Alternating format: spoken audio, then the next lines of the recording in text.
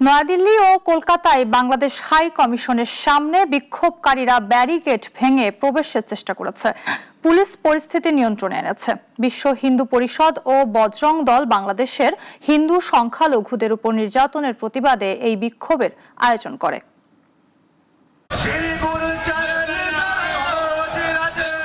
মঙ্গলবার নয়াদিল্লি ও কলকাতায় বাংলাদেশ হাইকমিশন ও উপ হাইকমিশনের সামনে বিক্ষোভকারীরা ব্যারিকেড ভেঙে ভেতরে প্রবেশের চেষ্টা করেছে। কলকাতায় বাংলাদেশ উপ হাইকমিশনের সামনে কয়েকশো মানুষ জড়ো হয়ে বাংলাদেশে হিন্দু সংখ্যালঘুদের উপর হামলার প্রতিবাদ জানায়। পরিস্থিতি নিয়ন্ত্রণে আনতে পুলিশকে রীতিমতো হিমশিম খেতে হয়। নয়াদিল্লিতেও একই ধরনের পরিস্থিতি দেখা যায়। সেখানে বিক্ষোভকারীরা ব্যারিকেড ভেঙে হাইকমিশনের ভিতরে ঢোকার চেষ্টা করে। পুলিশ ও আধা সামরিক বাহিনী নিরাপত্তা জোরদার করে পরিস্থিতি নিয়ন্ত্রণে আনে। বিক্ষোভের ডাক দেয় হিন্দুত্ববাদী গোষ্ঠী বিশ্ব হিন্দু পরিষদ এবং বজরং দল। তারা বাংলাদেশে হিন্দুদের উপর নির্যাতন এবং উপাসনালয় ভাঙচুরের নিন্দা জানাতে ওই সমাবেশের আয়োজন করে।